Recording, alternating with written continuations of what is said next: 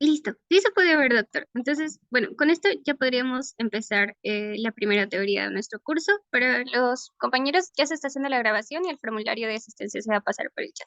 Lo dejamos, doctor. Muchas gracias. Muchas gracias, chicas. ¿Me escuchaban bien? Sí, doctor, se escucha perfecto. Ya. Sí pueden ver el modo presentación también, ¿no? Sí, doctor, también. Ya, muy bien. Bueno, muchas gracias por la invitación y por permitirme participar en este 29º curso de fisiopatología clínica. Es para mí un honor poder colaborar tanto en la organización como en alguna de las ponencias que se me han encargado, ¿no?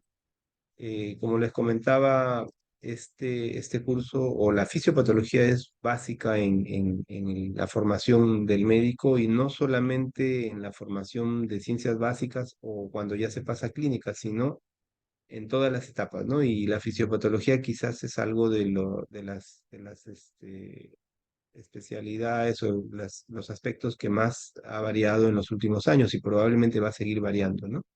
Y debemos estar siempre actualizados al respecto, ¿no?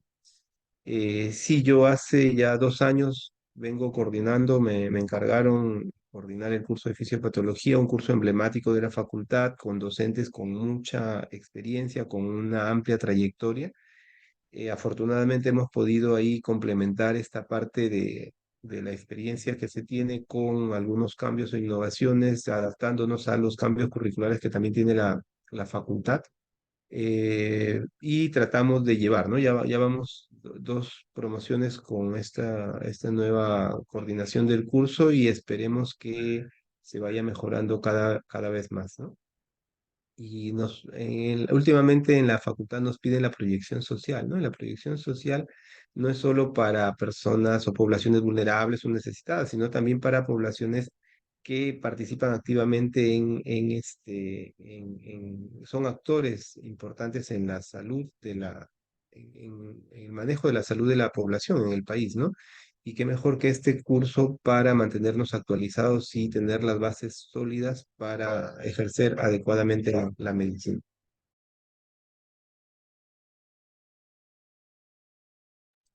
A ver, en el día de hoy me toca hablar sobre la respuesta inflamatoria o la inflamación, ¿no? Que es uno de los procesos más complejos del ser humano. Perdón, un minutito.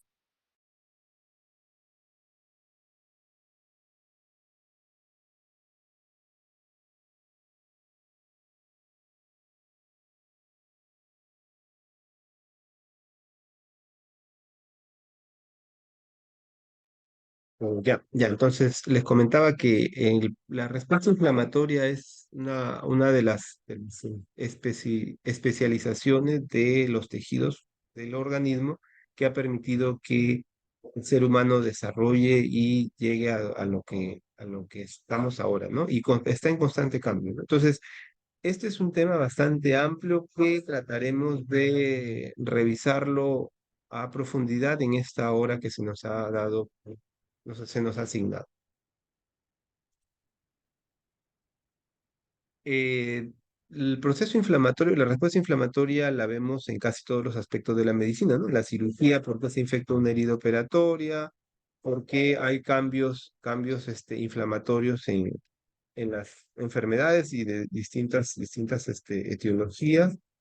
Y por qué los pacientes llegan mal, ¿no? En estado crítico, en sepsis y en otros cuadros. Entonces, estos son algunos de los problemas que el médico se enfrenta, ¿no? Que el médico se enfrenta en la vida diaria y que cursos básicos como la fisiopatología y entender todos los fenómenos que tenemos, eh, que ya se han descubierto y que se siguen descubriendo, nos van a ayudar mucho a diagnosticar mucho mejor y a tratar aún mejor estos problemas, ¿no?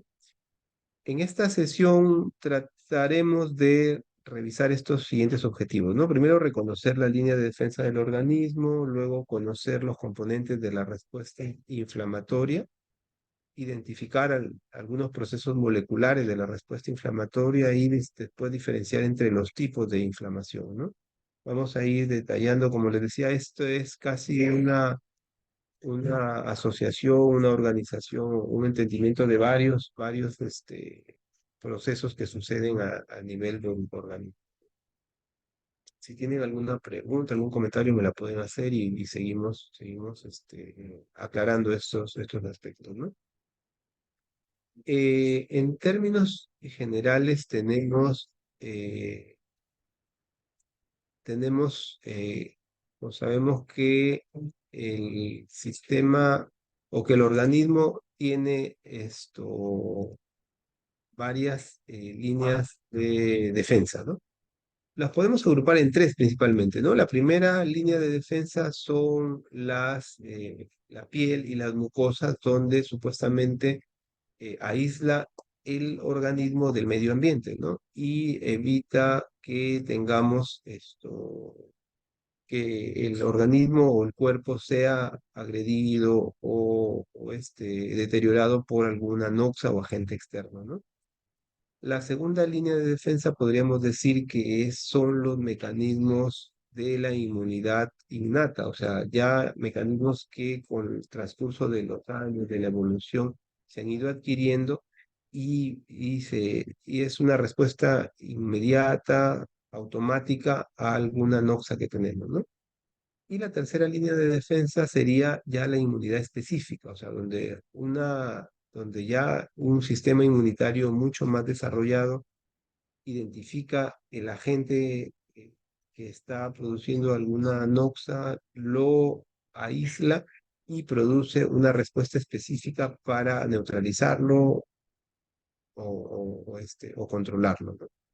Entonces, estos son los tres niveles de defensa que tiene el organismo y que son muy importantes, ¿no? A veces nosotros decimos, no, hay que darle un antibiótico para tratar tal infección, pero debemos comprender cuáles son los mecanismos que actúan en esto, ¿no? Y no nos podemos saltar uno de otro, ¿no? Entonces, en toda agresión que sufre el organismo va a tener una respuesta, ¿no? A veces la respuesta es adecuada y se soluciona, se controla el cuadro, o a veces la respuesta es inadecuada y trae problemas mucho más serios o mucho más complicados, ¿no?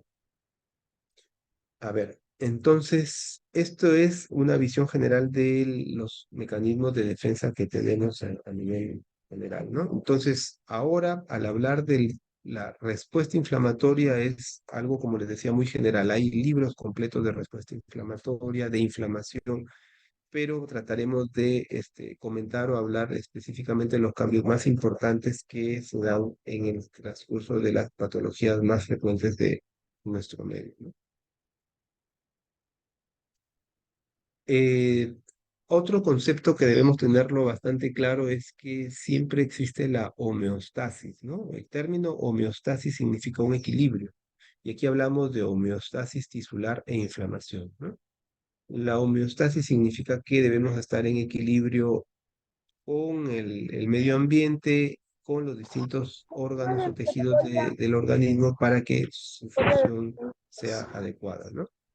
Esto siempre está equilibrado, siempre hay, el ser humano es una, entre comillas, máquina perfecta que se ha ido mejorando poco a poco y todos los sistemas, los aparatos van funcionando en concordancia para que se pueda, se pueda seguir adelante, ¿no? Entonces, a eso se refiere a la homeostasia, ¿no? Entonces, la homeostasia es el equilibrio, ¿no? Equilibrio. Se regulan varias variables, no es solo un agente, un actor, sino son varios, y se trata de continuar adecuadamente esto, ¿no?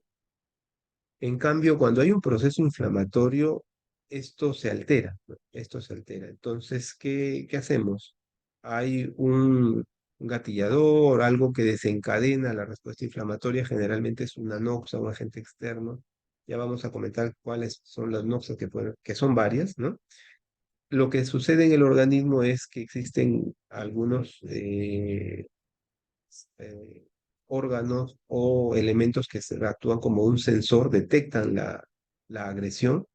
Luego viene la respuesta inflamatoria, como les decía, que hay dos tipos, ¿no? La innata y la adquirida. y luego viene el efecto, ¿no? Y al final el efecto, la idea siempre es controlar esa noxa, pero también a veces no puede estar controlada adecuadamente. Aquí también hablamos de que cuando hay una lesión tisular, hay varios tipos de respuesta, ¿no?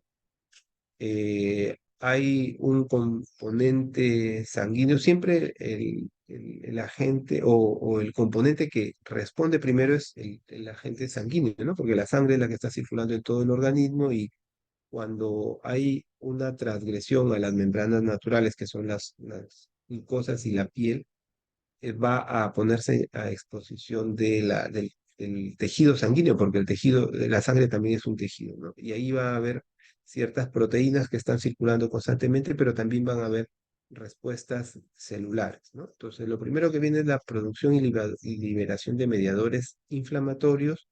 Luego vienen estos mediadores, van a producir aumento de la circulación porque va a tener que llegar más sangre con componentes celulares y plasmáticos. Esto va a desencadenar acciones como, por ejemplo, vasodilatación, aumento de la permeabilidad, que lo vamos a comentar también más detalladamente. Y esto va a producir ciertas manifestaciones, ¿no? Que es la forma de cómo la reconocemos, cómo el médico diagnostica estos procesos inflamatorios, pero a la vez es el medio de cómo permite la llegada de estos elementos, tanto vasculares como celulares, para que la inflamación trate de controlar la agresión. Y no solo son respuestas celulares, sino también otros mediadores, ¿no? Otros mediadores químicos, ¿no? Que permiten la quimiotaxis, adherencia, migración, opsonización, fagocitosis, y donde va a haber una respuesta inflamatoria aguda, que es lo más frecuente, ¿no? Basado en componentes sanguíneos, pero cuando esto se perpetúa o no se controla adecuadamente, se transforma en una respuesta crónica, ¿no? Entonces, estos componentes debemos tenerlos presentes, ¿no? Respuesta vascular, respuesta celular y quimiotaxis. El sistema inmune, ¿no? Como les comentaba, el sistema inmune está pues, conformado por un conjunto de órganos, células y moléculas dispersas en todo el organismo, ¿no? Son responsables de la defensa frente a elementos extraños, ¿no? Procedentes del exterior. Algunos también desde el interior, ¿no? O sea, mm, está siempre en alerta, ¿no? Entonces, la inmunidad, la clasificación más conocida es la inmunidad innata, la inmunidad adquirida, ¿no? Si hablamos de inmunidad innata, es la constitutiva, la que ha adquirido el organismo humano, que en este caso nosotros estudiamos esto con toda la evolución que ha tenido, ¿no? No requiere exposición previa a un agente. La respuesta es global o general para cualquier tipo de agente, ¿no? Es inespecífica y produce inflamación, generalmente inflamación aguda. Y después hay una respuesta adquirida donde sí se requiere la exposición previa de un agente, o sea, hay una primoinfección donde en la primera infección no va a tener una respuesta muy grande o adecuada hasta que se desencadene toda la maquinaria, ¿no? Pero en una segunda exposición ya va a tener una memoria y va a reconocer esto, ¿no? Y esto sí es específico, ¿no? Aquí hablamos, por ejemplo, de las infecciones como la sarampión, ¿no? Influenza o ahora el COVID, coronavirus que estamos tan cercanos a toda esta pandemia que tuvimos, ¿no? Y la inmunidad adquirida puede ser inmunidad celular o inmunidad humoral. Más o menos esta es la idea de cómo podemos entender al sistema inmune. Después, en cuanto a los objetivos, en cuanto a los objetivos de la inflamación, ¿no? Les decía que es un mecanismo, una respuesta general y los objetivos primero son destruir la noxa o impedir su proliferación y diseminación. Luego, limitar el tamaño de la lesión o el daño que pueda existir. Y el tercer paso es la reparación del daño, ¿no? Del daño tisular. Entonces, más o menos el ejemplo clásico es, aparece una noxa, se produce la inflamación. Esta inflamación va a tratar de disminuir, controlar, localizar o erradicar la lesión, ¿no? y posteriormente se produce una reparación del daño, ¿no? La idea es, o lo ideal es que cuando existe un daño sea reparado completamente, sea controlada rápidamente el agente agresor y no quede ninguna lesión, ¿no? Es lo ideal, pero no siempre sucede así. Ahora, tenemos muchos componentes del sistema inmunitario, ¿no? Tenemos por un lado componentes celulares, ¿no? Y después tenemos los componentes vasculares, ¿no? En cuanto a los componentes celulares, principalmente tenemos, bueno, las célula hematopoyética multipotencial, ¿no? Que desde la etapa de la gestación se divide en el progenitor linfoide y mieloide, ¿no? Los linfoides ya van separándose de la médula ósea, generalmente van a ubicarse a los ganglios linfáticos y tenemos que se diferencian en células linfocitos B, linfocitos T y natural killer, ¿no? Y por el otro lado, el progenitor mieloide se diferencia en los mieloblastos, que son los glóbulos blancos, ¿no? Que originan los glóbulos blancos, los componentes más importantes, no los únicos, pero más importantes. Aquí tenemos los basófilos, eosinófilos, neutrófilos y monocitos, ¿no? Por acá están separados los mastocitos, pero recordemos que mastocitos y basófilos son casi del mismo, tienen el mismo origen. Lo que sucede es que los basófilos ya están diferenciados, los mastocitos salen como células indiferenciadas a la circulación o al tejido, ¿no? En cambio, los basófilos se mantienen en la sangre. Y los monocitos, bueno, hablando de polimorfos nucleares, son considerados basófilos, eosinófilos y neutrófilos. Los neutrófilos son los más abundantes y los que están considerados generalmente para la respuesta inflamatoria aguda. En cambio, los monocitos, que en sangre están en menor proporción que los polimorfos nucleares, pero en los tejidos están en mucho mayor proporción, ¿no? Y los monocitos son los respondedores un poco más lentos y que después se transforman en macrófagos y van a ser los responsables va a ser una de las células muy importantes en cuanto a la presentación de antígeno que la vamos a ver posteriormente, ¿no? Y cuando ya viene la respuesta inflamatoria crónica van a predominar los monocitos macrófagos, ¿no? Y estos monocitos también se diferencian en algunas zonas o tejidos específicos, como el sistema nervioso central en células dendríticas, ¿no? Entonces, dentro de los componentes sanguíneos, los glóbulos blancos son un grupo muy importante, pero también tenemos otros componentes, ¿no? Siempre en el tejido sanguíneo, glóbulos blancos, glóbulos rojos y plaquetas, los tres componentes, ¿no? Pero también los otros tienen su función en la respuesta inmunitaria. No principal, pero sí una función importante. Hablamos de los megacariocitos que van a derivar en las plaquetas y de los reticulocitos que van a producir los eritrocitos o glóbulos rojos, que son los más abundantes en la sangre. La función principalmente es el transporte de oxígeno con la hemoglobina, pero también tiene un componente, una función importante en el sistema o la respuesta inmunitaria. Luego tenemos esto,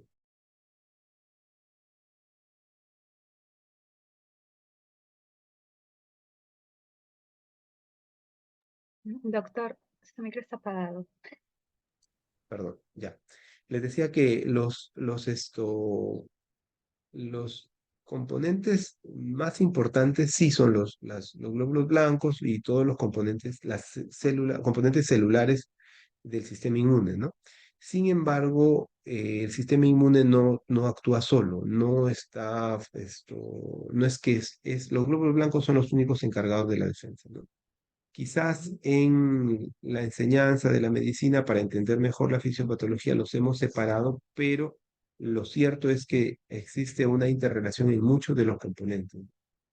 Y aquí, por ejemplo, estamos hablando de otros sistemas sanguíneos como el sistema del complemento, los componentes del sistema de coagulación y de las cininas, ¿no? Que tienen funciones muy importantes. Por ejemplo, el complemento está formado por varios tipos de proteínas plasmáticas que son producidas en el hígado, se activan ante la presencia de microorganismos y este es uno de los principales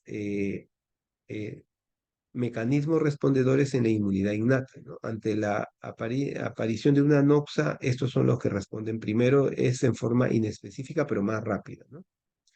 Una vez que se activa la cadena del complemento, se desencadena la cascada de mediadores inflamatorios. Esto, a su vez, activa a las células del sistema inmune, ¿no?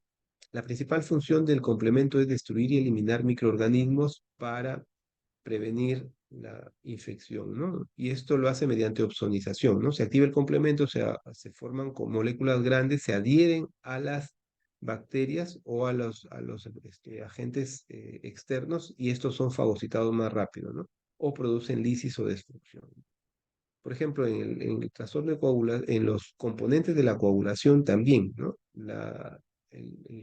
Durante el proceso inflamatorio se activa la coagulación, promueve la coagulación por medio de las cascadas de todos los mecanismos que ya conocemos de la coagulación, la vía intrínseca, la vía extrínseca, y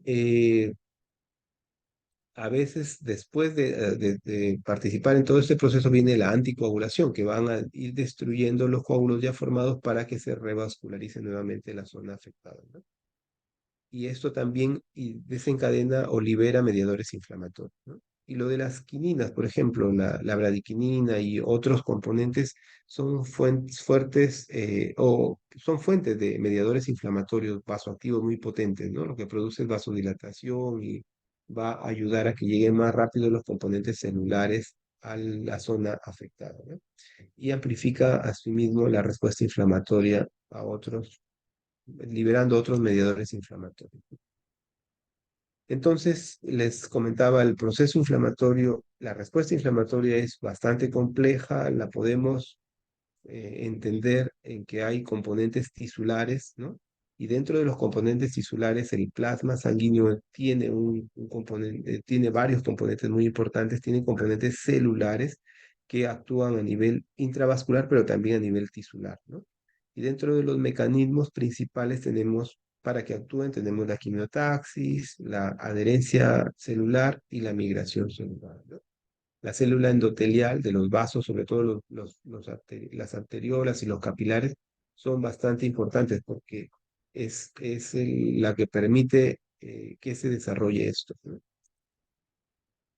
Entonces, ¿por qué sucede el proceso o la inflamación? Generalmente porque aparece una noxa, casi siempre nos referimos a bacterias o a virus, ¿no? Se expone o es reconocida por alguno de los aparatos inmunes del sistema, ¿no? Ha pasado generalmente la barrera cutánea o la barrera de las mucosas, ha llegado hasta la sangre.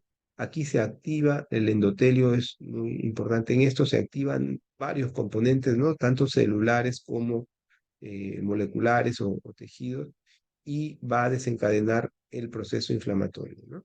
Eventos celulares, eventos vasculares, vasodilatación, hiperemia, un aumento de la cantidad de sangre, procesos de coagulación, se activa el complemento y esto va a desencadenar signos clínicos que vamos a reconocer, ¿no? Entonces, todo esto es el proceso inflamatorio y los componentes que actúan, ¿no? Les decía que los glóbulos rojos también tienen parte muy importante, el fibrinógeno, que es el que se forma después de la activación de la cascada de coagulación, también tiene un componente importante para retener a ese nivel los agentes extraños y poder ser atacado con mayor facilidad por el sistema inmunológico. Y recordamos, primero está la respuesta inmune innata y luego viene la respuesta inmune adquirida. Este es un esquema, esto es parte de la exposición clásica del doctor Pedro Castillo, es uno de los maestros de la fisiopatología, uno de los docentes fundadores de la cátedra en la facultad, ¿no? Y más o menos él cuando presenta su clase la presenta así, ¿no? Hablamos de una noxa, ¿no? La noxa ingresa, ¿no? Ingresa al organismo, como les comentaba, la primera barrera son piel y mucosa. Hay un encuentro entre la noxa y el macrófago. El macrófago es una de las células muy importantes, es como el que reconoce el agente extraño. Luego, este va a activar toda la cascada de la inflamación, ¿no? Y hay varias alternativas, ¿no? Uno es el inicio de la respuesta adaptativa, que es la que inicia rápidamente, ¿no? La inmunidad innata. Hay otra, la vía alternativa, y otra es la vía clásica de la inflamación, ¿no? Luego se produce toda la cascada inflamatoria, se producen citoquinas, va a seguir con la activación del sistema de células, ¿no? Estábamos hablando de algunas células que vamos a detallar más posteriormente, y luego vienen ya los procesos celulares y vasculares, y va a desencadenar a la inflamación, ¿no? Y la inflamación, ¿cuál es el objetivo? Tratar de controlar la noxa, destruirla, limitarla, y luego de esto reparar el tejido afectado. Hablamos de agentes externos, ¿no? Exógenos, estamos hablando de sustancias biológicas como bacterias, virus, parásitos, hongos y cualquier otro organismo externo que pueda alterar o ponga en riesgo el funcionamiento normal del organismo, ¿no? Físicos. Aquí también, como noxas, tenemos traumatismos, quemaduras, ¿no? Químicas, cáusticos también, una lesión por quemadura o una lesión cáustica en la piel, en alguna zona, una extremidad, nos va a desencadenar la respuesta inflamatoria. La respuesta inflamatoria es similar, ¿no? Cuerpos extraños, ¿no? Hablamos de por ejemplo, las heridas, ¿no? Heridas que luego son suturadas, ¿no? Sustancias extrañas donde no están, donde normalmente no debe haber, ¿no? Restos vegetales o restos minerales donde no debe haber, entonces desencadena, son reconocidas como extrañas y desencadena esto, ¿no? Otras noxas endógenas, por ejemplo, oxidantes, ¿no? Sustancias oxidantes propias del metabolismo inadecuado. Por ejemplo, una inadecuada alimentación produce aumento de sustancias oxidativas a nivel interno. La isquemia, o sea, no llega adecuadamente sangre a una zona y se produce una necrosis o de algunos tejidos. Esa necrosis o muerte de esas células va a desencadenar también una respuesta inflamatoria, ¿no? Presencia de cristales, ¿no? Algunas enfermedades específicas. La clásica es la gota, por ejemplo, cristales de, este, de uratos, ¿no? De ácido úrico, que se depositan en exceso en alguna articulación del pie, por ejemplo, van a desencadenar un proceso inflamatorio que va a ser similar a como si hubiera una infección. Y otros derivados del daño tisular, ¿no? Hablamos también incluso de procesos neoplásicos, ¿no? Una neoplasia, unas células que pierden su capacidad, o sea, se descontrola la capacidad reproductiva y van a cambiar su función, van a ser reconocidas también como una noxa, ¿no? Y el sistema inmune también está como parte de reconocer las células neoplásicas, células malignas y tratar de controlarlas, ¿no? Porque un sistema inmune adecuado evita también que aparezcan neoplasias, ¿no? Entonces, les decía, la noxa a todo este círculo, esta cascada de la inflamación. Ya hemos visto qué tipos de noxa puede tener, ¿no? Y al alterar las barreras, ¿no? Les decía, la primera barrera de defensa contra el medio ambiente o contra los agentes agresores del cuerpo humano son la piel y las mucosas, ¿no? A nivel físico, epitelios, uniones intercelulares, el flujo de los fluidos, el barrido celular, esto permite o evita que esos agentes ingresen al organismo y produzcan daño, ¿no? Las barreras químicas, por ejemplo, enzimas proteolíticas, el ácido gástrico, ¿no? El ácido del estómago no simplemente está ahí para producir úlceras y gastritis, sino el ácido gástrico es una de las barreras protectoras porque cuando ingiere los alimentos el ser humano, este ácido va a neutralizar algunas sustancias que puedan, o orgánicas o inorgánicas que puedan ser dañinas para el organismo, ¿no? Los ácidos grasos de la piel también permite o impermeabiliza, ¿no? La piel para que evitar eso, ¿no? La saliva hipotónica también ayuda a esto, ¿no?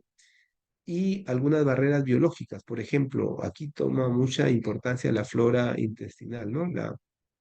donde una flora, una adecuada flora, por ejemplo, la flora intestinal, que es uno de los componentes muy importantes, permite que se produzcan sustancias antibacterianas o que no proliferen bacterias patógenas y ayuda al buen funcionamiento tanto del intestino como de todo el organismo. También factores inhibidores de proteasa virales en la saliva, ¿no? Generalmente ya están funcionando ahí y evita que se produzca la infección a este nivel. Entonces, todas las barreras cutáneas y mucosas, cuando estén funcionando adecuadamente, van a proteger al organismo contra unas noxas externas, ¿no? Ahora, ¿qué pasa con la inflamación? Esta barrera eh, tuvo alguna vulneración, pasó alguna noxa, entonces, ¿qué viene el siguiente paso? ¿No? El siguiente paso es el agente invasor ya pasó a algún tejido, la sangre generalmente, o algún otro tejido, la piel o el tejido celular subcutáneo cuando es una herida, entonces va a ser reconocido en primer lugar por el macrófago, ¿no? Los macrófagos sabemos que son células monocitos, ¿no? Células que derivan desde la médula ósea o un progenitor mieloide, y esto va a pasar a los tejidos y allí se va a especializar y va a convertirse en macrófago, ¿no? Son como los centinelas o los vigilantes que están viendo, ¿no? ¿Qué es lo que aparece? Aparece una sustancia extraña, entonces van a primero identificarla, luego localizarla y tratar de neutralizarla, ¿no? Entonces, esta es quizás la primera célula presentadora de antígeno va a ser el macrófago, ¿no? El macrófago tisular, ¿no?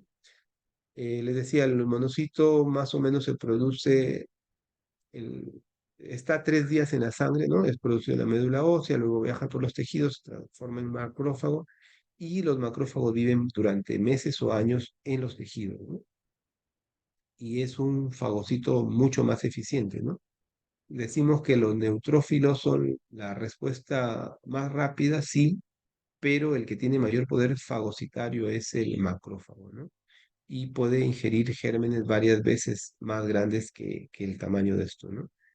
Y además es capaz de producir una división celular y proliferación, ¿no? En el mecanismo. Entonces, dos funciones tiene, ¿no? Uno, de detectar el antígeno y liberar algunas sustancias para desencadenar la respuesta inflamatoria, pero también tratar de neutralizar o controlar la noxa que está apareciendo, ¿no? Luego, cómo el macrófago reconoce a la noxa y se activa, ¿no? ¿Qué es lo que sucede, ¿no? Este es el que supuestamente el sistema innato o el sistema natural de inmune, el que responde más rápido. Y aquí se dispone de receptores de reconocimiento de patrones, ¿no? De siglas PRR, ¿no?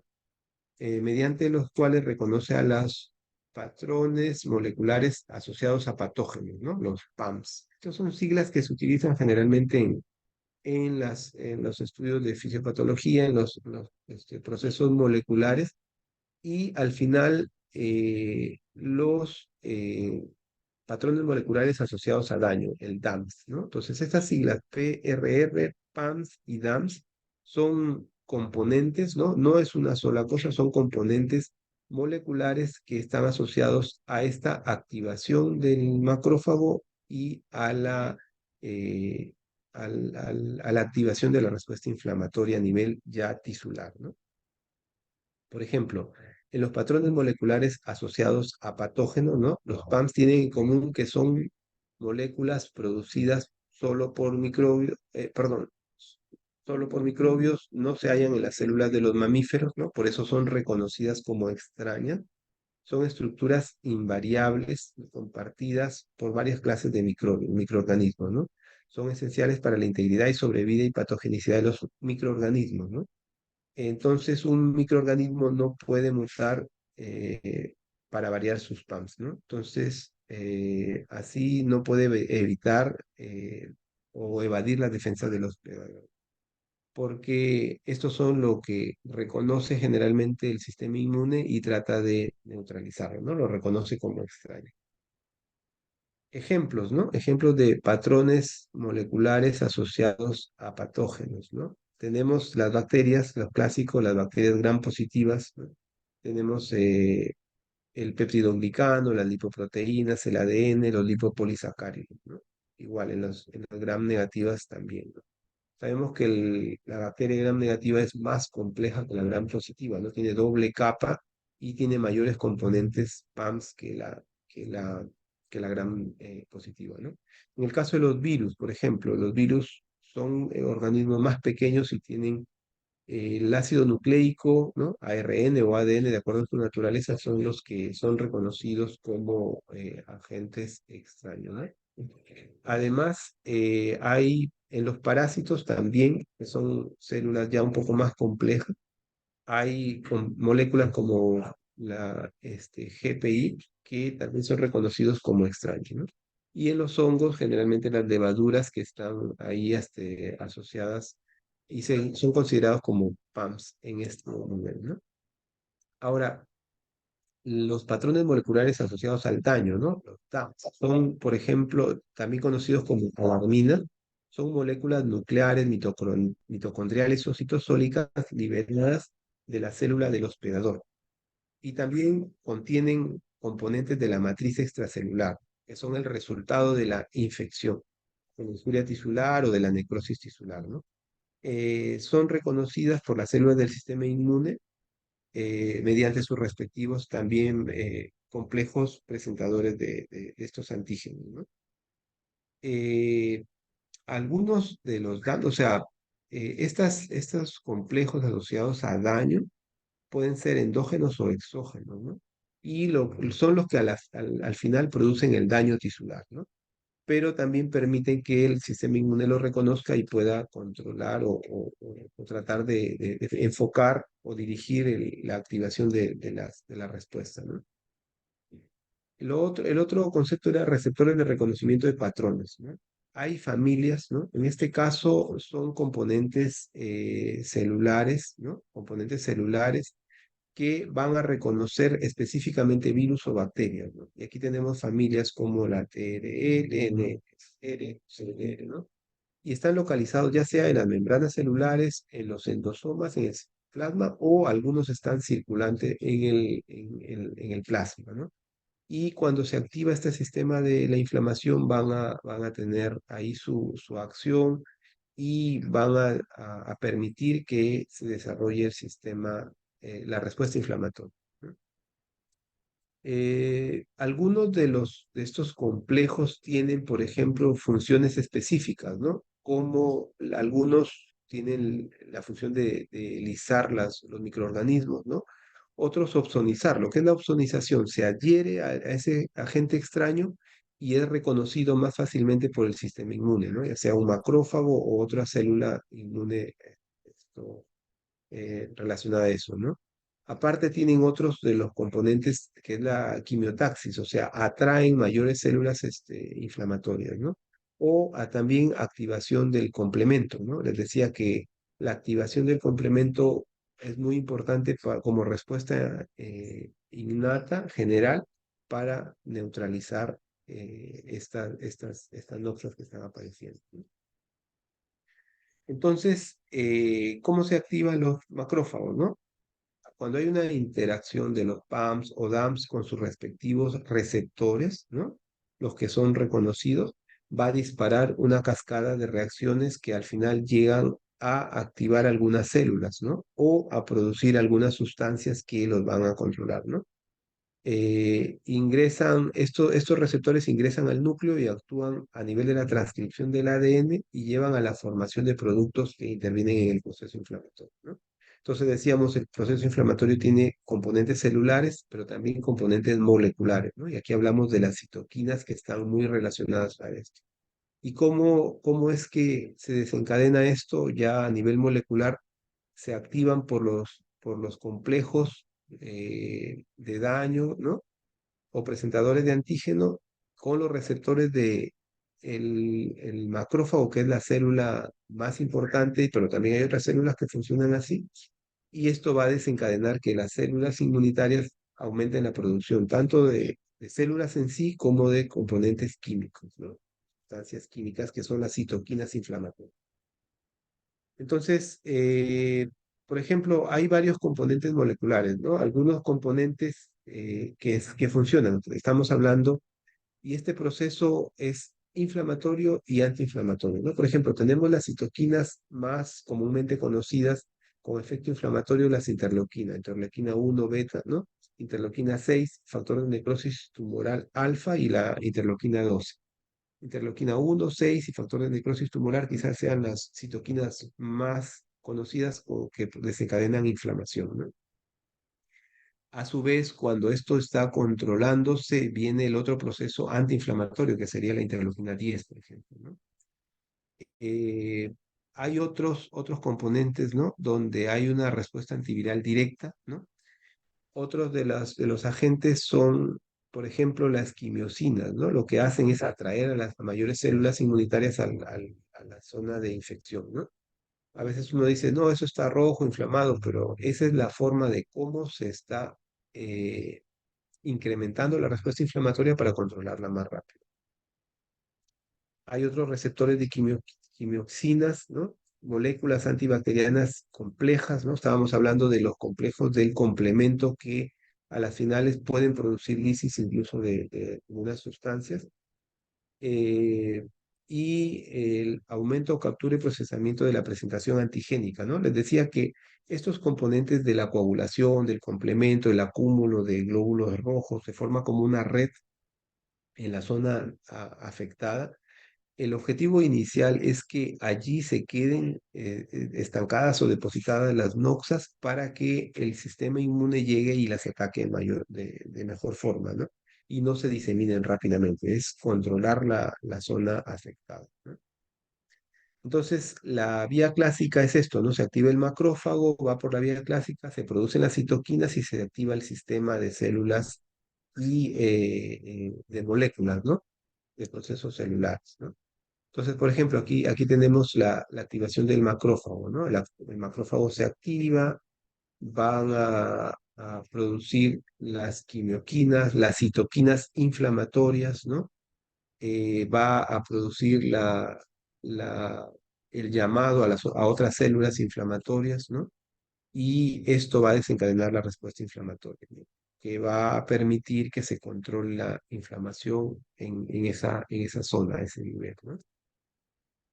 Aquí, por ejemplo, tenemos una de las funciones del macrófago, ¿no? Producciones de mediadores inflamatorios, ¿no? También la fagocitosis, ¿no? La fagocitosis, esta sería la vía clásica.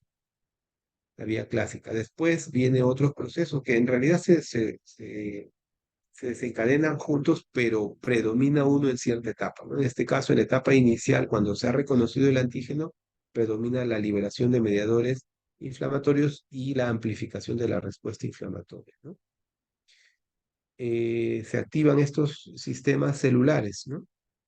Acá hablamos de sistemas celulares, ya no solo el macrófago va a llamar a otras células, ¿no? Y aquí, por ejemplo, hay mediadores químicos como la histamina o serotonina o las prostaglandinas, ¿no? Que van a permitir la participación de otras células. Ya estamos hablando de mastocitos, basófilos, plaquetas, ¿no? Los polimorfos nucleares que también se activan acá, ¿no? Incluso en algunas zonas las dendritas y las fibras nerviosas también. Estos mediadores preformados que ya están en reserva en las células inflamatorias se van a liberar y van a desencadenar o amplificar la respuesta inflamatoria. Y aquí estamos también hablando ya a nivel de intracelular, ¿no? La activación, la cascada del ácido araquidónico, ¿no? Las fosfolipasas, va a venir la ciclooxigenasa, se van a producir las prostaglandinas proinflamatorias, ¿no? Prostaciclina, tromboxano, y también la activación de la lipooxigenasa, ¿no? Donde hay otros componentes como los leucotrienos que van a actuar a nivel de otras vías para amplificar la respuesta inflamatoria.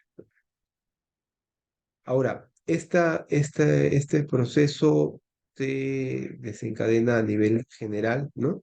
Generalmente una infección o una agresión pequeña o moderada es localizada, ¿no? Se localiza en alguna zona donde comienza esto, ¿no? Pero algunas veces esto se amplifica y hay respuesta no solo, les decía, del sistema inmune en una zona, sino, por ejemplo, liberación o mayor producción de mediadores plasmáticos, ¿no? Esto va a requerir que el hígado produzca mayor cantidad de sustancias proteicas que circulan en la sangre y van a ayudar a esta inflamación para controlar la noxia, ¿no? Hablamos que el hígado es la principal fuente de proteínas y en este caso las proteínas relacionadas con el proceso inflamatorio se activa el complemento, van a necesitar más pues, componentes del complemento, ¿no? Activación de los factores de coagulación y de reactantes de fase aguda, ¿no? Aquí hablamos también una forma de reconocer cómo está la inflamación, si está muy activa o está desencadenada o no, son cómo están los reactantes de fase aguda, ¿no? Que son proteínas producidas en el hígado ante el estímulo de la respuesta inflamatoria para continuar luchando contra la infección en esta inflamación, por ejemplo, ¿no? Aquí, por ejemplo, hablamos del sistema de complemento, ¿no? Un resumen, ¿no? La vía clásica de las lecitinas y la vía alternativa. Hay componentes que están circulando normalmente, ¿no? C1, C4, C2. Viene la C3 convertasa, se activa aquí por inflamación o por opsonización, se aglutinan los factores activados y va a formar el complejo de ataque de membrana, ¿no? Que este es uno de los objetivos de activación del complemento. Se agrupan varios factores de complemento y esto se junta a la bacteria o al virus que está ingresando y le produce la lisis, ¿no? Entonces, neutraliza este agente. Este es uno de las vías del complemento que se activa, ¿no? Igual en la coagulación, les estaba diciendo, ¿no? Estaba coagulación, fibrinolisis, quininas. Aquí, ante la activación de plaquetas, ¿no? O el colágeno o algún daño tisular se activa. También se activa la vía intrínseca de la coagulación, va a producir el fibrinógeno, lo transforma en fibrina, ¿no?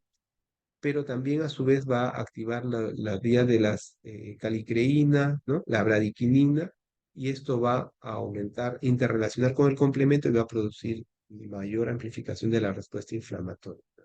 Entonces, no es una sola cosa, son varios sistemas relacionados a nivel de la respuesta inflamatoria. Y sobre los reactantes de fase aguda, ¿no? Les decía, los reactantes de fase aguda son varios, ¿no? Las citoquinas inflamatorias, ¿no? Interleuquina 1, 6 y factor de necrosis tumoral alfa, estimulan al hígado que produzca una de las más conocidas y más estudiadas ya en la parte clínica, por ejemplo, la proteína C reactiva, ¿no?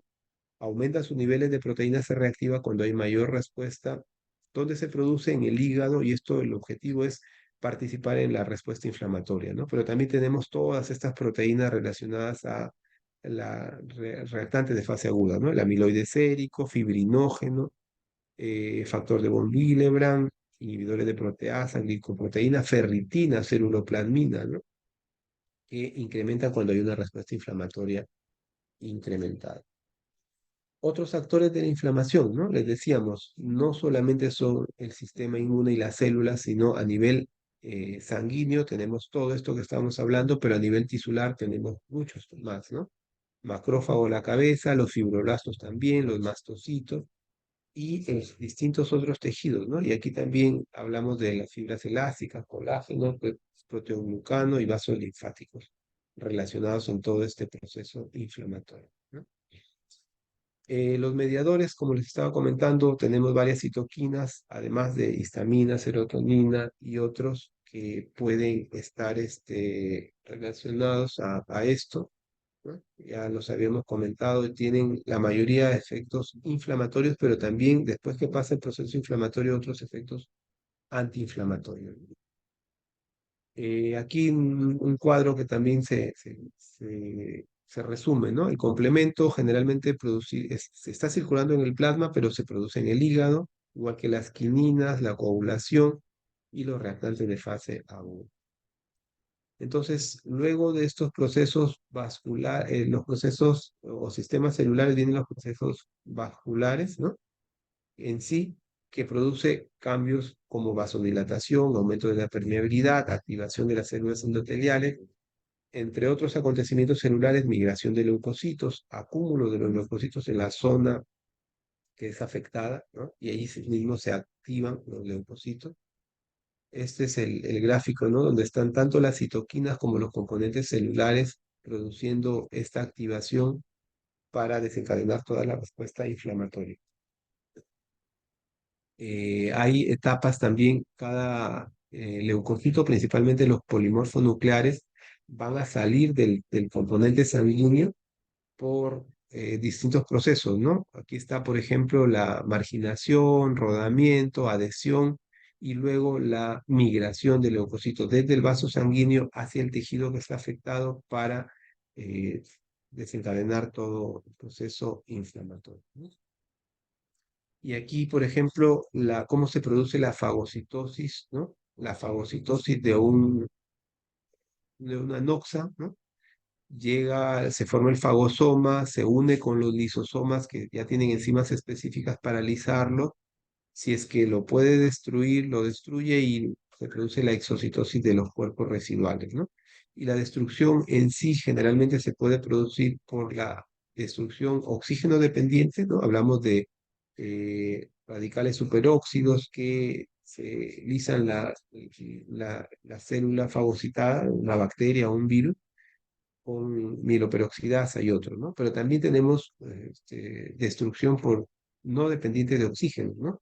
Donde existen proteínas catiónicas, antimicrobianas, que tienen un efecto detergente, o sea, rompen la membrana celular y exponen el citoplasma y producen la muerte del agente patógeno, ¿no?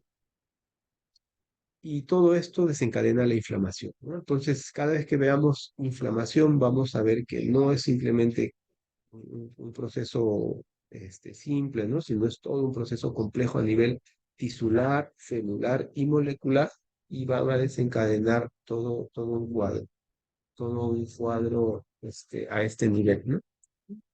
¿Qué más? Después tenemos cómo reconocemos, ¿no? ¿Cómo reconocemos la inflamación? Y las manifestaciones que vamos a ver como médicos, ¿no? Es lo clásico, ¿no? Los clásicos signos de inflamación. Es el eritema, ¿no? El calor, la limitación funcional, el dolor y el exudado, ¿no? O edema y exudado o tumefacción. Los 5 síntomas de la inflamación, ¿no? El eritema, generalmente por la vasodilatación, aumento del flujo sanguíneo al área lesionada. El calor, igual, por la vasodilatación, aumento del flujo sanguíneo. Está caliente la zona afectada. La incapacidad o limitación funcional es por la pérdida de la función, porque produce hinchazón y toda la respuesta inflamatoria. Y el dolor, un incremento de la permeabilidad vascular y acumulación de líquido, daño tisular también, ¿no? Los receptores neurológicos también se dañan y producen dolor y la hinchazón, edema o exudado es por la acumulación de líquido extracelular, el aumento de la permeabilidad vascular, ¿no? Donde vemos inflamaciones localizadas, por ejemplo, en los miembros inferiores, la celulitis, las artritis, en el ojo rojo, ¿no? Una conjuntivitis, las infecciones orofaringeas, ¿no? Eh, infecciones cutáneas, que generalmente son localizadas, pero algunas veces esta respuesta inflamatoria no solamente queda ahí, no es localizada, sino se generaliza, ¿no? Y como ustedes ven, están interrelacionadas todos los sistemas y órganos del cuerpo, ¿no? Y cuando esto principalmente funciona a nivel o se activa a nivel sanguíneo, y esto libera mediadores que van a llegar incluso hasta los receptores centrales, ¿no? Produciendo escalofríos y fiebre. Por ejemplo, las citoquinas van a estimular directamente el centro de la temperatura en el sistema nervioso central, ¿no? Se va a producir leucocitosis, por ejemplo, ¿no?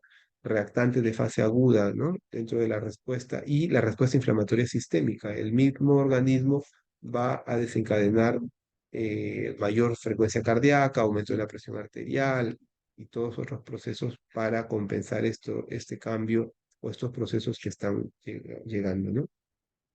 Y cuando esta respuesta inflamatoria se generaliza es donde llegamos a la sepsis, ¿no? La sepsis, por ejemplo, es una respuesta inflamatoria generalizada debido a un agente infeccioso, ¿no? Esto es uno de los conceptos que hay que tenerlos por ahí presente. Ya no solamente está en la zona donde se inició la afección, ¿no? Miembro inferior, la garganta o el ojo, sino se ha generalizado. Por ejemplo, después de esta respuesta inflamatoria sistémica pueden venir disfunción orgánica o falla orgánica, ¿no? Ya los órganos o sistemas comienzan a dañarse o funcionar mal. La respuesta ya no puede ser controlada, se descontrola y, por ejemplo, en los pulmones produce un síndrome de estrés respiratorio agudo. A nivel renal, una necrosis tubular aguda, donde ya no solo es una afección temporal del riñón, sino daña a veces permanentemente, ¿no? A nivel cardiovascular va a producir la hipotensión hiperdinámica o el shock séptico del que hablamos, ¿no? El sistema nervioso central hay una encefalopatía séptica porque no funciona adecuadamente esto por el descontrol que ha tenido, polineuropatías, a nivel hepático, una hepatitis aguda, ¿no? Eh, el gastrointestinal, gastroparesia o ilio, glándula suprarrenal, insuficiencia suprarrenal aguda, a nivel muscular, rabdomiolisis, o sea, lisis de los músculos por una respuesta inflamatoria que a veces ya se escapa de las manos, ¿no? Y lo más grave a nivel de la hemostasia es coagulación intravascular diseminada, donde ya no se puede controlar el sistema de coagulación y incluso puede producirse a la vez trombos y sangrado difuso, ¿no? Porque se ha comprometido severamente todo este cuadro. Entonces, esos son los casos donde ya puede llegar toda esta respuesta inflamatoria descontrolada y llegar incluso a falla orgánica múltiple, ¿no? Entonces, esto era un resumen de la vía clásica, cómo viene la respuesta inflamatoria aguda, y ahora lo que vamos a ver que decíamos que hay otras vías, ¿no? Una vía alternativa y otra vía donde hay un inicio adaptativo. El macrófago también puede desencadenar otro proceso, ¿no? Y debido a la hora, vamos a pasarlo un poco más rápido. Les decía que esto es bastante largo, pero vamos a irlo comentando brevemente, ¿no? El macrófago puede también activar otras vías, no solamente la vía clásica. Hay otros mecanismos antiinflamatorios que también están relacionados a este nivel, ¿no? Les decía, después del proceso inflamatorio viene el proceso antiinflamatorio, ¿no? Donde supuestamente ya si es que se controla la noxa o la agresión, bueno, viene la etapa de reparación, ¿no?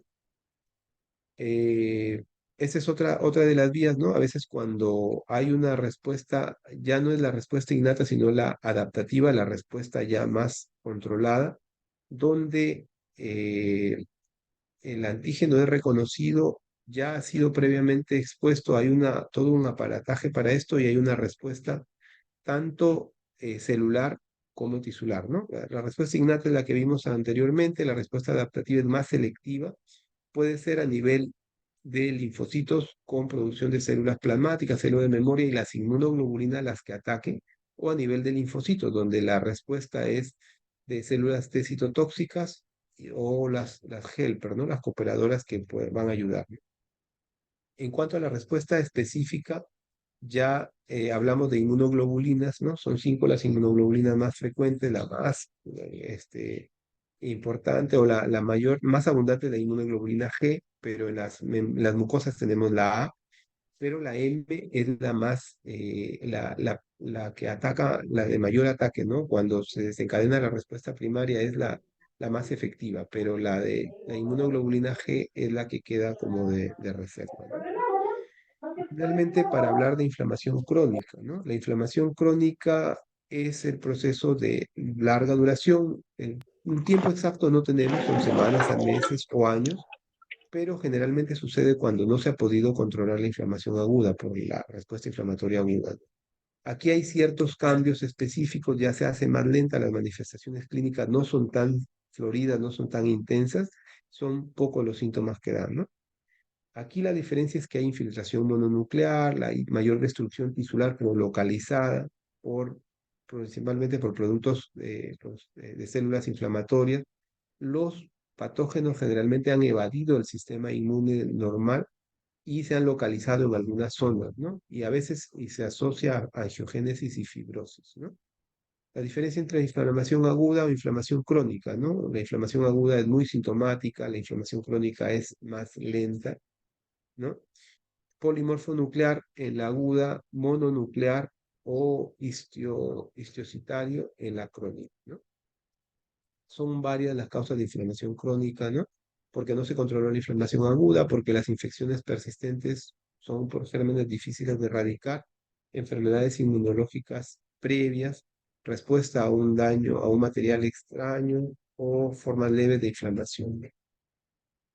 Aquí el macrófago se transforma en unas células epitelioides o células gigantes más grandes que ya es insuficiente para controlar esta inflamación, ¿no?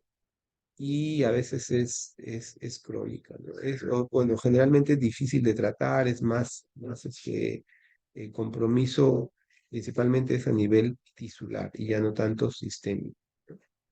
Y generalmente se caracteriza por una inflamación granulomatosa, ¿no? Caseificante y no caseificante. Y aquí características algunas son las células multinucleadas, que son macrófagos, que por mucho tiempo están allí fagocitando los gérmenes, pero son incapaces de neutralizarlos y ahí se forman esas zonas, ¿no? Y algunas zonas, las características de la tuberculosis, por ejemplo, que se forma una zona caseosa central por la inflamación crónica que aparece, ¿no? Pero no es lo único, hay otras enfermedades granulomatosas también y finalmente, para recordar, ¿no? La diferencia entre inflamación aguda y crónica, la aparición rápida en minutos o horas la aguda, la otra es días, semanas o meses, ¿no? Polimorfo nuclear en la aguda, mononuclear en la crónica, ¿no? La lesión tisular puede ser leve o autolimitada, en cambio, en la crónica es más lenta, pero a veces más grave, ¿no? Cambios prominentes, muy florido, en cambio en la crónica suelen ser cambios más. Muy bien, esto era lo que quería hablar con ustedes. Disculpen que me pasé algunos minutos. No sé si tienen alguna pregunta o comentario.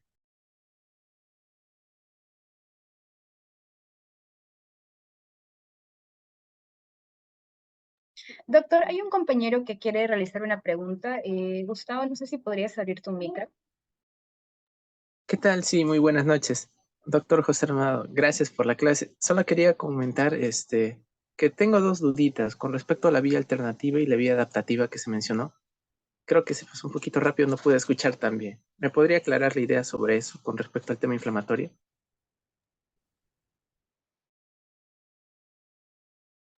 Sí, sobre la vía alternativa y la vía adaptativa. Son, como les decía, son componentes distintos. Lo clásico, la vía clásica es la que va primero y continúa la inmunidad innata, ¿no? Pero algunas veces la célula presentadora de antígeno, que es el macrófago, no activa toda la cascada de la inflamación y presenta una respuesta, entre comillas, un poco más moderada o menos agresiva, y hay otras formas de activación, ¿no? No es el primero, esa es más o menos la vía alternativa, ¿no? Y la adaptativa generalmente participan otras células, no solamente el macrófago a nivel de esto, ¿no? A veces directamente fibroblastos u otras células del tejido afectado que desencadenan el proceso inflamatorio, pero generalmente es un poco más lento, el que es directo y más rápido es a nivel del macro. Más o menos esa es la diferencia. Gracias, doctor. Sí, Fabiana, ¿podrías prender tu micro? Sí, gracias, Milagros. Buenas noches, doctor Amado. Le quería hacer una consulta acerca de los conceptos de marginación y rodamiento en cuanto a la vía clásica. Sí, o sea, marginación y rodeamiento refiere primero que esas son las etapas, se refiere principalmente a los polimorfos nucleares, ¿no? Son las etapas que va adaptando el leucocito para ahí migrar desde la sangre hacia el tejido. Entonces, al activarse las citoquinas inflamatorias, algunas que producen quimiotaxis, o sea, atraen a los linfocitos fuera de la sangre, primero va a hacer la marginación, se va a poner al costado del vaso, pegado al endotelio, luego va a ir primero el rodamiento, ¿no? Va dando la vuelta, luego, o no, pero primero margina, va rodando hasta llegar a un espacio intercelular. En las uniones intercelulares es por donde va a haber la diapedesis y la salida del polimorfo nuclear del vaso sanguíneo.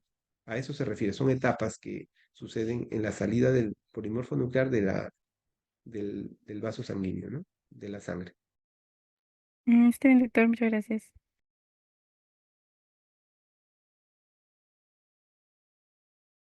Sí, doctor, hay una pregunta en el chat que mencionan función de la neuroglía en la inmunidad adaptativa.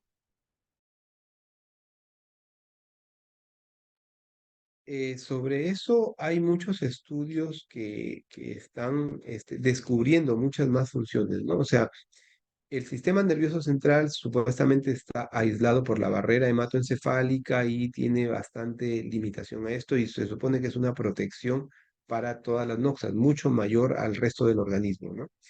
Eh, Dentro de la neuroglía incluso se dice que hay algunos macrófagos sí, macrófagos especializados y también tienen parte en esto, ¿no? O sea, algunos van a funcionar cuando, o sea, cuando la noxa, bacteria, virus, ha pasado todas las etapas de esto, ha pasado la barrera hematoencefálica, estos van a formar a participar a veces como células presentadoras de antígenos, ¿no? Y van a tener mucha relación en cuanto a la activación de la respuesta inflamatoria, ¿no? Esto generalmente es en la respuesta normal, pero también está teniendo mucho interés en la respuesta o en las patologías, ¿no? Por ejemplo, la enfermedad de Alzheimer dice que es una enfermedad neurodegenerativa. A veces dice que algunas de estas células se activan y van a producir daño neuronal, ¿no? O sea, una especie de respuesta inflamatoria inadecuada, ¿no? Porque no hay supuestamente una noxa y van a dañar las neuronas que a la larga van a producir problemas como la demencia tipo Alzheimer, ¿no? Entonces, hay varios estudios que están ahí asociados a eso, ¿no? Pero el sitio es más o menos como célula presentadora de antígenos, como un macrófago tisular, ¿no? Especializado.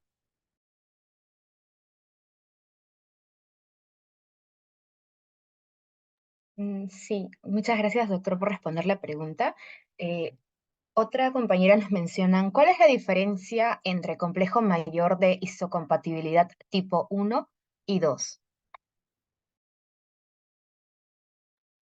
Eh, o sea, son los componentes moleculares, ¿no? Sin embargo, o sea, son varios los tipos o subtipos específicos, ¿no? Cada uno de los componentes del complemento. Eh, la clasificación o la nominación que les han dado es de acuerdo a cómo los han ido estudiando, descubriendo a nivel del tiempo. Sin embargo, actualmente se sabe que algunos son más específicos que otros, ¿no? Por ejemplo, el complejo mayor de histocompatibilidad tipo 2 tiene unos componentes que tienen mucho que ver para por ejemplo, el trasplante de órganos actualmente, ¿no? O sea, si tiene un complejo, si son compatibles a ese nivel, van a tener menor rechazo, ¿no? O sea, son más compatibles, o sea, pero son más específicos, pero de que actúan como parte de la respuesta inmune, sí, también tenemos eso, ¿no? Pero la clasificación o la nomenclatura les han dado de acuerdo a cómo los han ido descubriendo, pero después estamos descubriendo que algunos son más importantes que otros, ¿no? Y a veces algunos están ahí mezclados, ¿no? Le pusieron dos nombres distintos, pero era el mismo componente. Todavía son situaciones que están ahí por aclararse, pero hay varios que ya se han definido mejor, ¿no? Muchas gracias. La siguiente pregunta, doctor, dice, ¿por qué se menciona en las bibliografías que el neutrófilo suele ser el primer leucocito en migrar a la lesión y luego el monocito? ¿Hay algo que hace que estos migren primero? Ya. El primero en migrar es el leucocito polimorfo nuclear, porque son los más abundantes y son los que se movilizan más rápido. El monocito migra, pero no migra cuando hay la respuesta inflamatoria, migra antes. Va a salir, va a tener pocos días, 3 días en la circulación sanguínea, va a salir y se va a depositar en el tejido y va a transformarse en macrófago. El monocito en sí no va a actuar, no tiene mucha acción sobre la respuesta inflamatoria. Entonces, eso sí hay que aclarar. tiene pocos días en sangre, sale y se deposita en el tejido y ahí se transforma en macrófago. Los que sí actúan en la respuesta inflamatoria rápidamente son los polimorfonucleares. Eso sí, sí hay que aclararlo, ¿no? Son inespecíficos, son más rápidos, pero son menos efectivos, ¿no? En cambio, el macrófago ya es más especializado y por ejemplo, puede fagocitar varias veces, ¿no? Y en cambio, los polimorfos nucleares son como los más rápidos en actuar, pero menos efectivos. Esa es la idea que hay que tener. Muchas gracias, doctor. Ya las últimas preguntas mencionan, en la respuesta inflamatoria, ¿tienen importancia los receptores TLR o los Toll-like receptors? Sí, sí, sí, sí, también tienen importancia. Ahora, depende del tipo de respuesta inflamatoria, ¿no? O sea, estamos hablando en términos generales de la respuesta inflamatoria, pero hay respuestas específicas, ¿no? Donde sí tienen mayor importancia, pero sí, por supuesto que tienen importancia.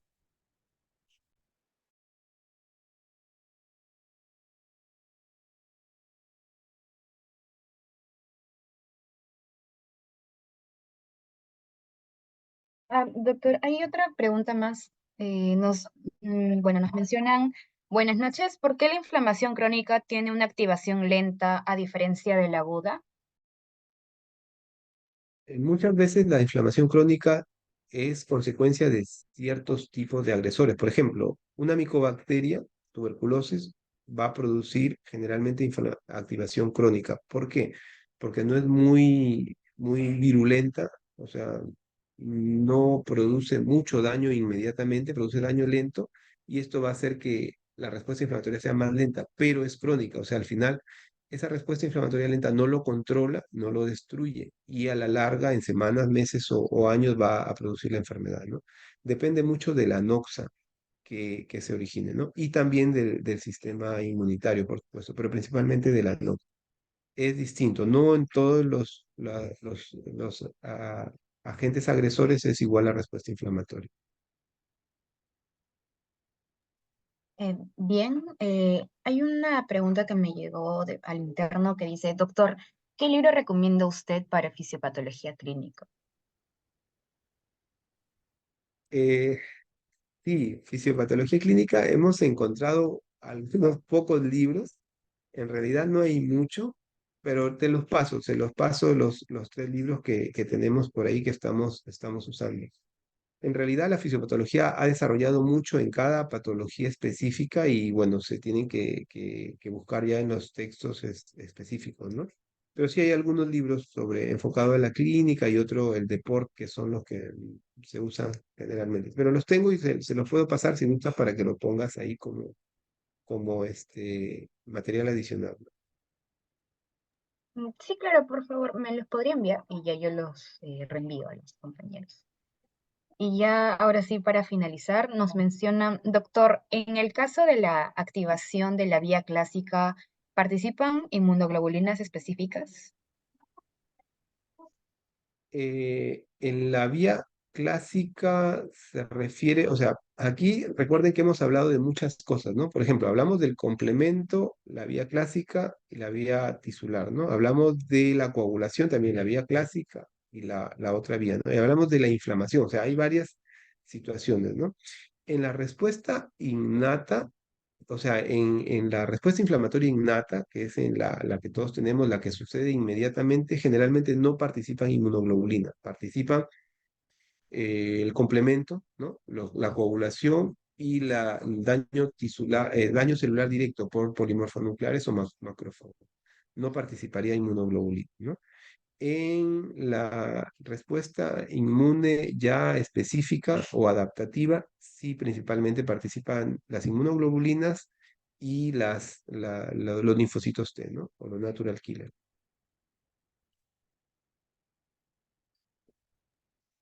Mm, Bueno, esas serían todas las preguntas. Muchas gracias, doctor. Kay, Muy no sé bien. si... Eh, Kay, ¿estás por ahí?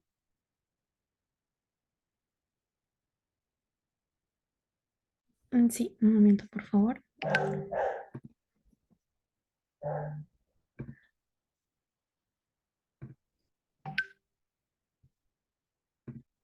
¿Se puede visualizar la pantalla?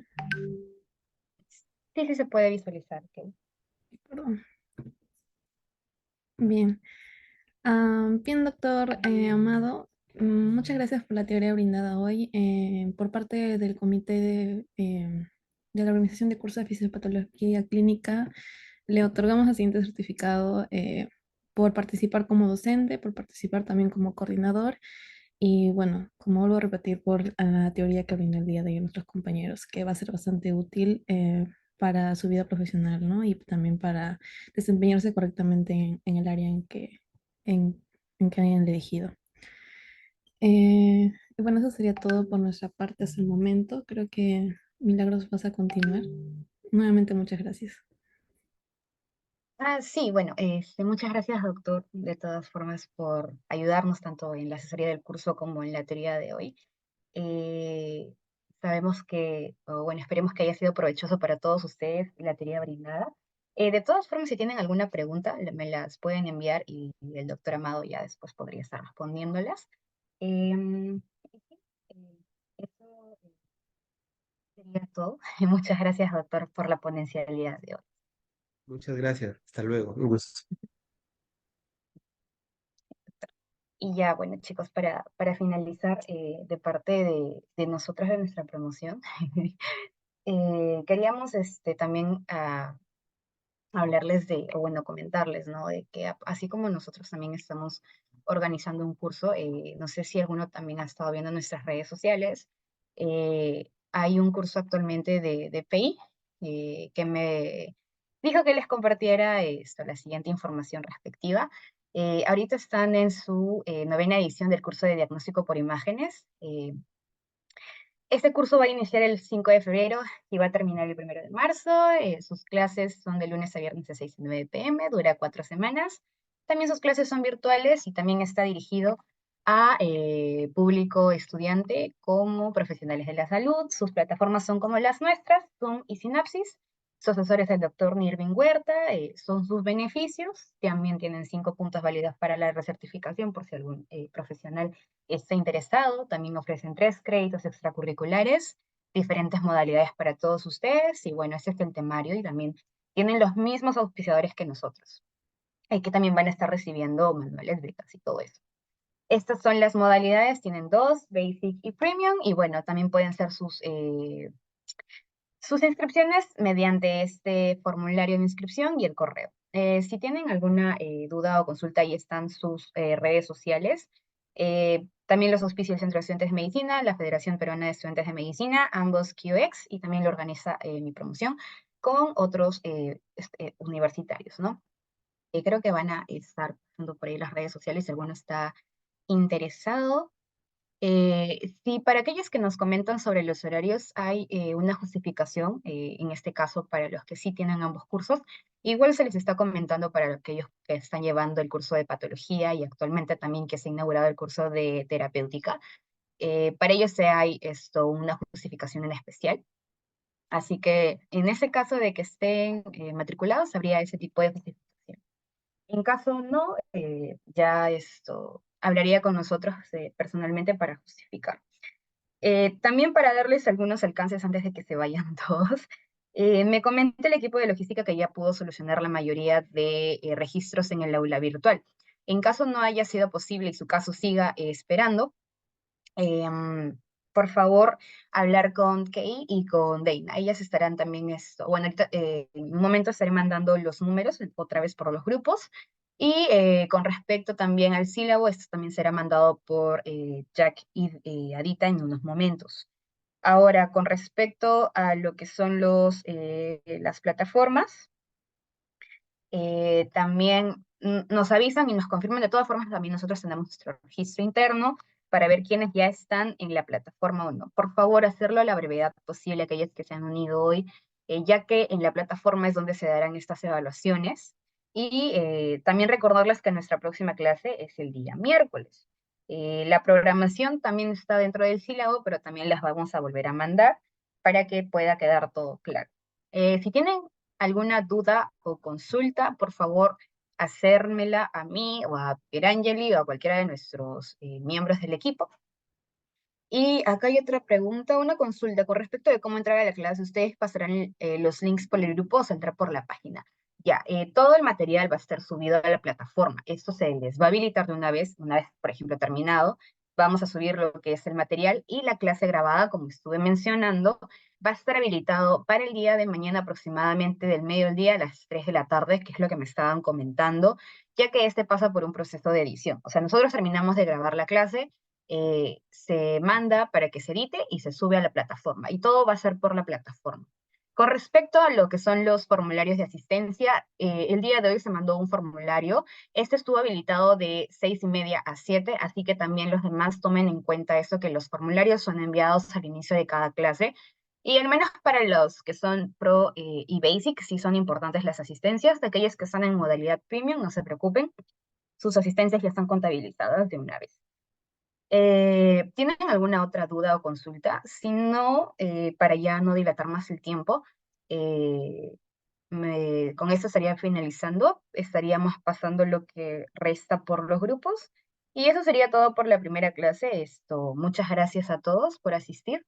Y hasta el miércoles. Y no se vayan a olvidar que el día viernes, no, sí, sí, ¿no, Pieri? El día viernes es nuestro Sí. primer taller presencial con Ujú. el doctor Andonaire en la Facultad de Medicina. Ya les estaremos avisando por interno dónde va a ser, pero va a ser en el aula 1 de bioquímica. Aquellos que son de San Marcos saben dónde es, aquellos que no, les vamos a pasar también la información por los grupos. Y sí, no, lo que pasa es que el día de hoy solamente estaba la teoría la teoría del doctor Amado y la inauguración. El programa va, otra vez para los que se han unido recién, va a ser enviado otra vez. Y la hora de los talleres son de 3 a 5 de la tarde. Vamos a tratar de hacer transmisión en vivo, pero lo que sí va a haber son las grabaciones de estos para que quede ahí. Pero sí, vamos a tratar de hacer la transmisión en vivo. Las asistencias para los talleres sí no son contabilizadas, no se preocupen, eso es adicional. Y para ese taller no se debe de llevar nada, no se preocupen. Y sí, toda la información de todas formas ya les estaremos enviando, pero sí, no se tiene que llevar nada. Y la transmisión sí lo haremos y ya les estaremos informando dónde también estarán estas grabaciones de los talleres en caso no puedan asistir por X motivos. Y eso sería todo, ahora sí. Muchas gracias. Hasta luego, chicos. Gracias, señorita. Hasta luego. Buenas noches. Muchas gracias. Gracias, buenas noches. Bueno.